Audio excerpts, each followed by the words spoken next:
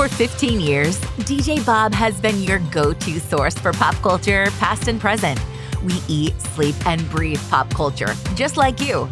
He's interviewed countless fascinating people, from well-known names to everyday heroes. DJ Bob connects with his guests on a personal level, exploring their stories, passions, and challenges. He's not just interviewing, he's building a community of like-minded, inspiring, driven, and talented individuals. Join DJ Bob as he delves into the world of entertainment and the conversations that matter on all levels. This is the DJ Bob Show. Roll it.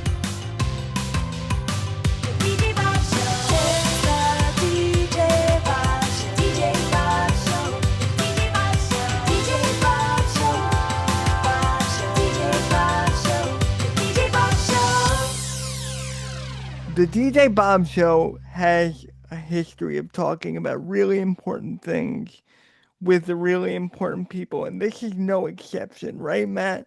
Without a doubt. This is the second time we've covered Carl the Collector on this podcast, but this one is a little bit more, shall we say, in-depth.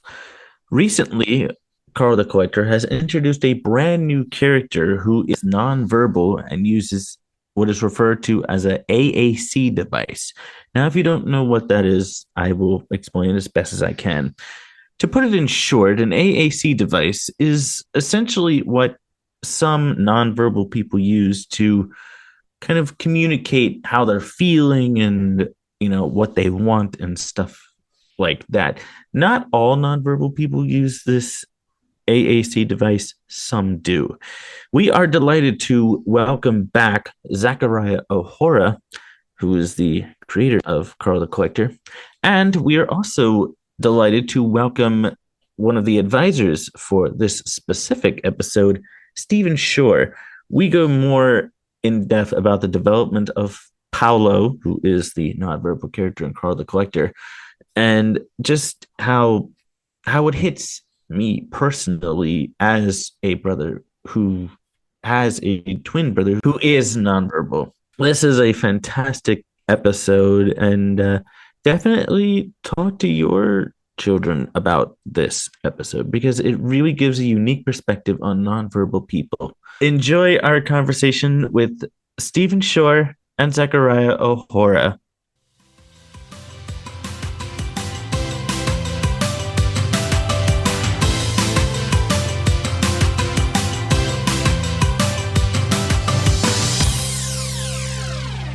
Hello to the both of you. I'm so excited to talk to you both about Carl the Collector and all of your involvement in this new episode. It's really powerful, and I'm so excited to talk to you all about it. So, Zach, why don't you give us a little bit of an elevator pitch of who you are and your involvement in the series to kick us off? Yeah, my name is Zachariah O'Hora. I'm a children's book author and illustrator and the show creator of Carl the Collector. And for you, Stephen, you have a very important role in this new episode here. Want to give us a little bit of your story and, for lack of a better term, your involvement? Oh, yeah, certainly. Well, as an autistic person, yeah, I was chosen by the team to become an advisor to Carl, and then I ended up adopting Lotta as well, as she's autistic, and then finally Paolo, because he's also autistic.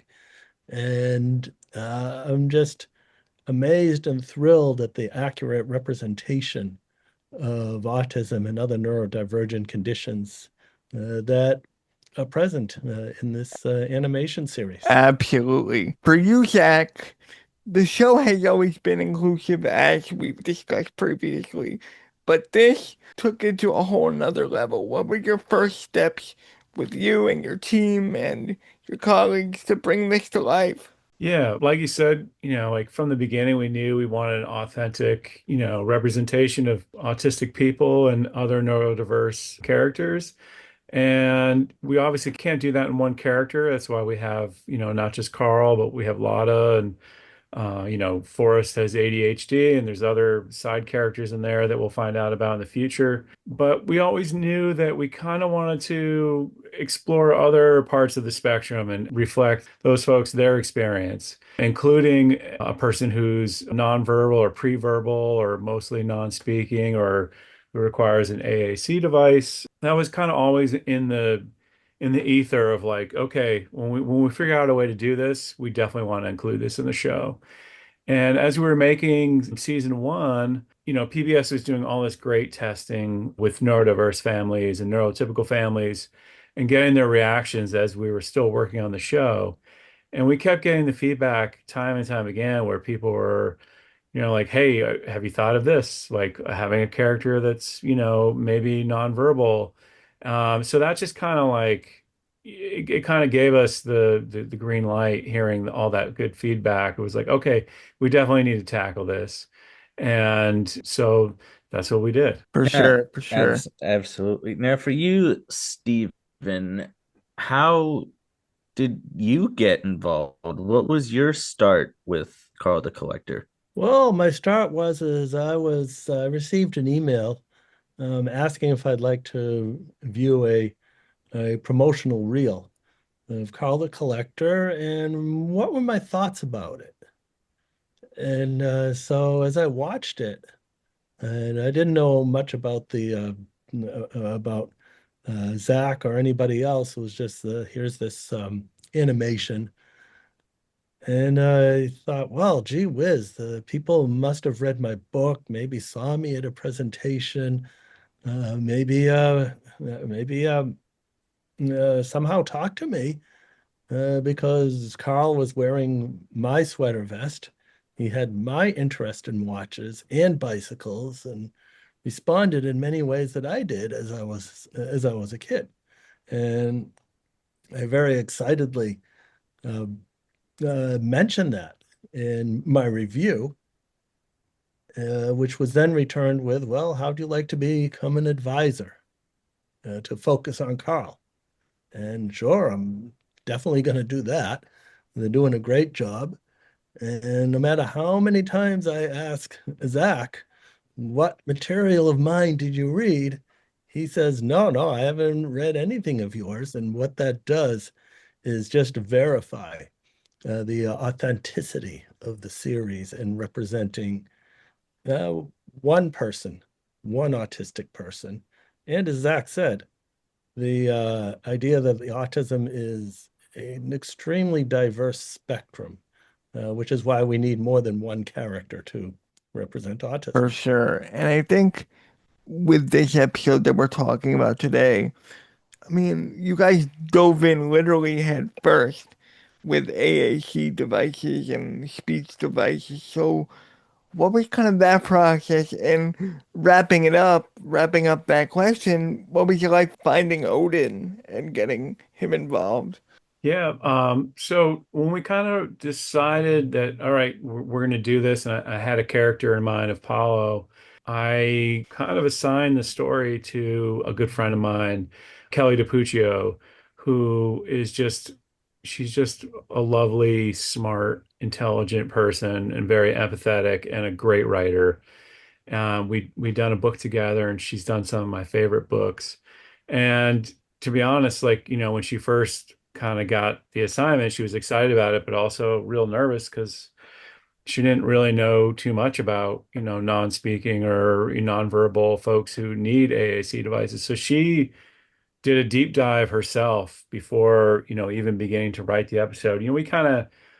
We had some concepts of what we wanted to happen in the episode, but she really helped like bring this Paolo character into, like a three-dimensional, human panda, like a real, well-rounded character where like you could see that there's a clear personality there.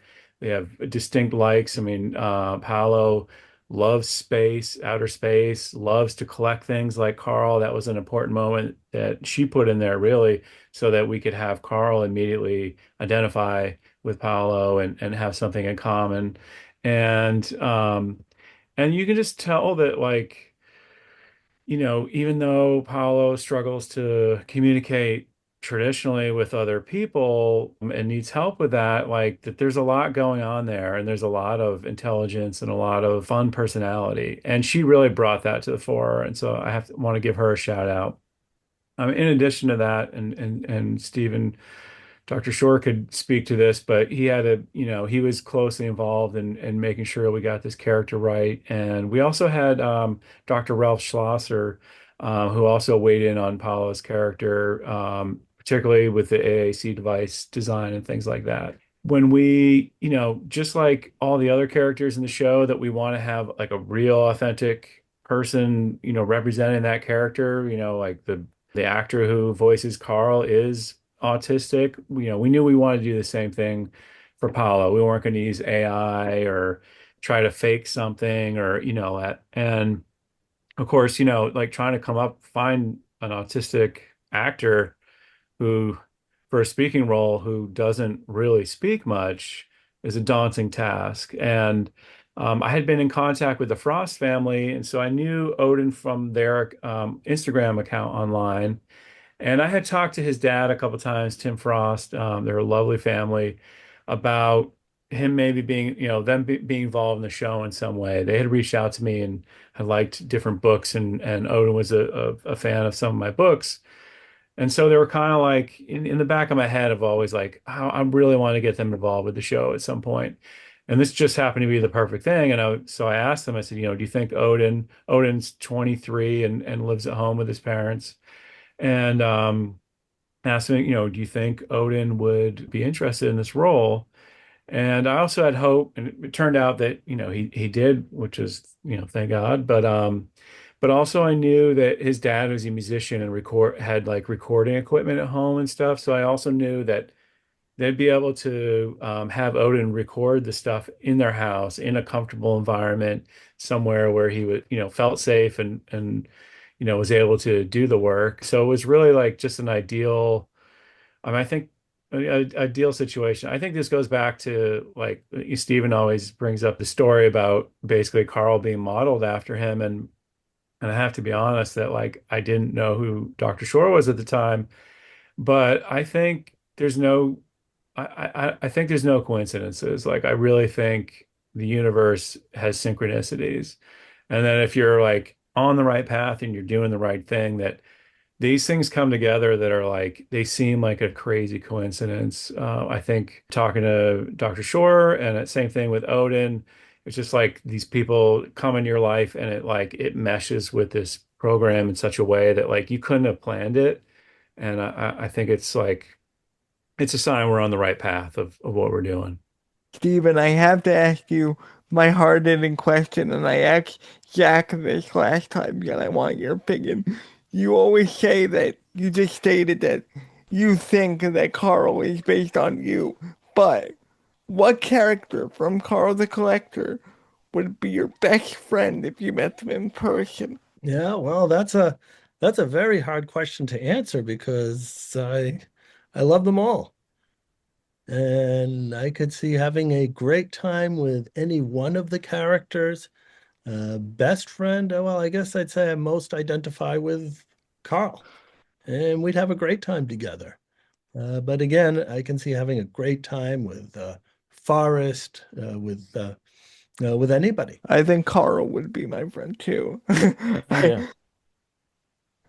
So, Matt, what's on your mind? What's going on? Well, I just wanted to mention how this episode relates to me. I don't really, a lot of you viewers don't really know about this. Actually, very few do, but I am a twin of a brother who is also nonverbal.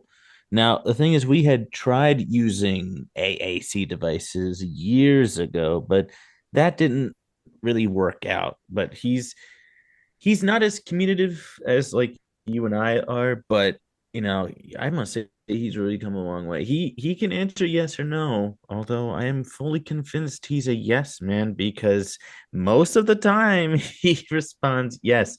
But this episode, really stood out to me as a brother of a nonverbal, and I can't tell you how much I appreciate, um the episode, of, making, people like my brother feel seen because they can't communicate like you and I can. Sure, you have people with AAC devices, but also you have nonverbals like my brother who can communicate a little bit, but not, but without a AAC device. So I really do appreciate, all of you tackling nonverbal because I feel like that's an important part of the spectrum as well. I mean, it all is, but especially nonverbal because it's difficult to comprehend and understand. So I can't tell you how much I appreciate that.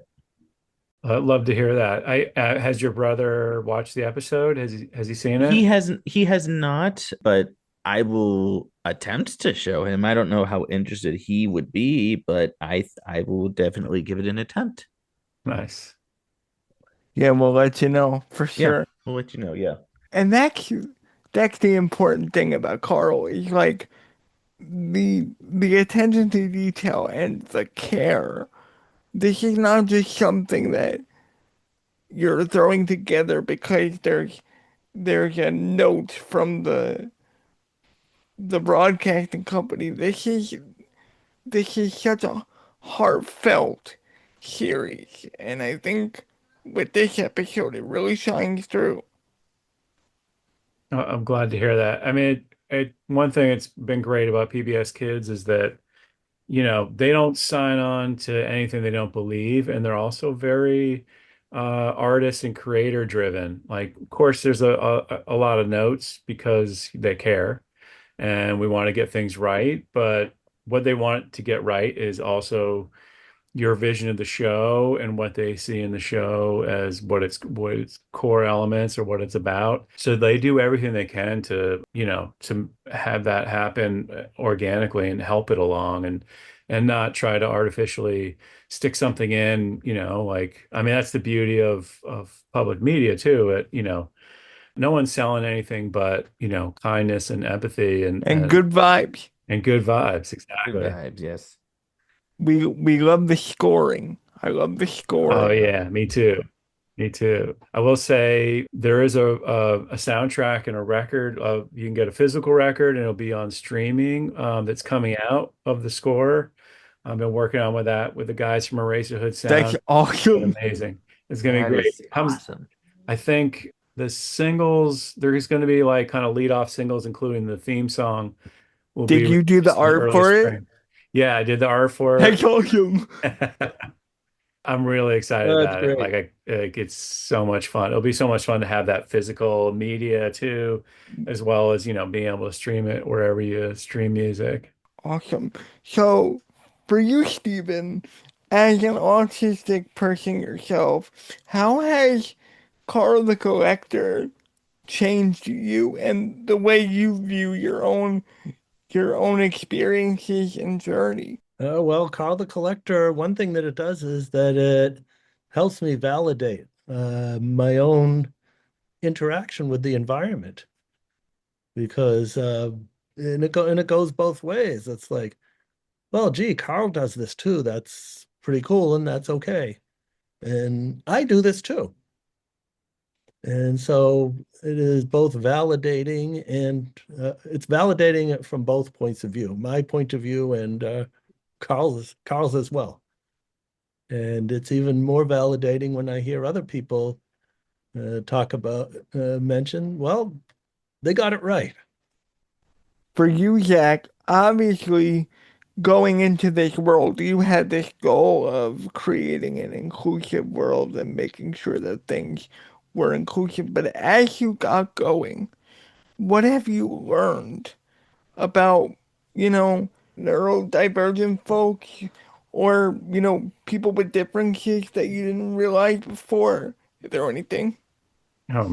It's like, how much time do you have? I learned so much stuff in this whole process, and I've been very moved by people's response to it. Everything that Stephen just said too, like it's taken on a life of its own that's beyond sort of my initial idea in all the right ways that I struggle to sometimes to remember that, that I that it was my idea originally. I mean, obviously it takes so many people.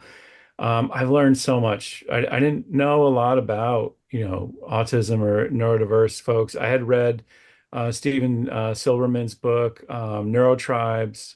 That was kind of like one of my like sort of guiding general lights towards, writing the show and thinking of the show. I don't know. I'm just it continually blows me away, and the response to it blows me away. And I think here, this is kind of an example. The other day I was like laying awake at night thinking about the show and stuff, and then I thought I had this like incredible concept idea, and then I woke up in the morning and Googled, and I was like, oh, that's already an idea. Like the main thing I want people to think about when they watch a show or to come away with, like not just about Carl and autism specifically. It's a show about friendship, but it's also a show about being neurocurious. And I thought I invented that term in the middle of the night in my bed. And I looked it up and I was like, no, this is like already a thing.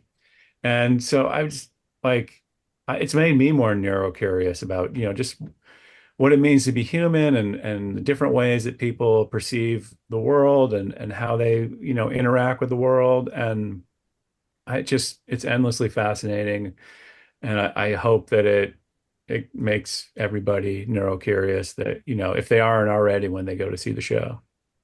Well, I can honestly tell you, it's something that I wish that I had as a kid because honestly, even me being in a wheelchair with cerebral palsy, it's like you've got a character in a wheelchair on this show, and you're able to.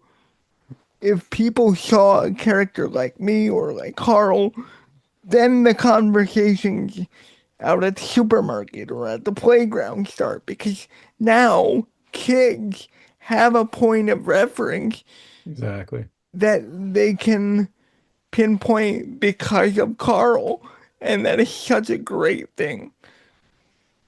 I'm glad that's exactly the hope from the beginning. It's just like taking the mystery out of our differences and just showing us that we're all human and that, it's always better to get to know more humans than not and different humans than you. Uh, we all benefit from it. And that's the point from the beginning. And I realized that like exposure to all, neurodiverse folks from an early age is key to that. So I'm glad to hear that. Well, I know Matt and I are now friends of the both of you, and we're so excited that you were here today. Thanks for having us. Absolutely. This is really great. Yeah. Great So, to be what do here. you hope people, to kind of wrap it up in a big bow, what do you hope people take away from this new episode here? I think that, just the same message, that has kind of flown out of Carl from the beginning is that, don't judge a book by its cover and be neurocurious, talk to people and see where they're at and don't be afraid to just, we're all the same thing, like separated, by bodies or whatever, but we're all part of the same thing. And I hope that people just talk to more people that are different than them and realize that there are people too. Well, thank you both so much. Where can people check this episode and, in fact, all the other episodes? Because if you want to get started, go on a Carl binge. I Yeah, yeah. swear. Please Carl binge it. Collect them all. binge. You can, pbskids.org, I believe, like the PBS Kids video app. Yeah, it's all pretty much there. It's all there. And Amazon Yeah. also has episodes, and there's definitely some on YouTube. Like And of course, check it out on your local PBX station, that's the most everybody. important Yep. one. Yes. Yep. But thank you both so much, and I'm hoping we can set up some separate time where we can all talk together soon. This would be great. Love that. Yeah. Also, All I am right. I going to look start forward using to the term neurocurious. I really like that term, so I'm going to start using it. Good, right? I wish I thought of it. Never heard it before. Great term. Great. Yeah. Oh, thank you guys so much. Thanks for being Thank here. you. It's been wonderful. All right. All right. Bye, guys. Take care.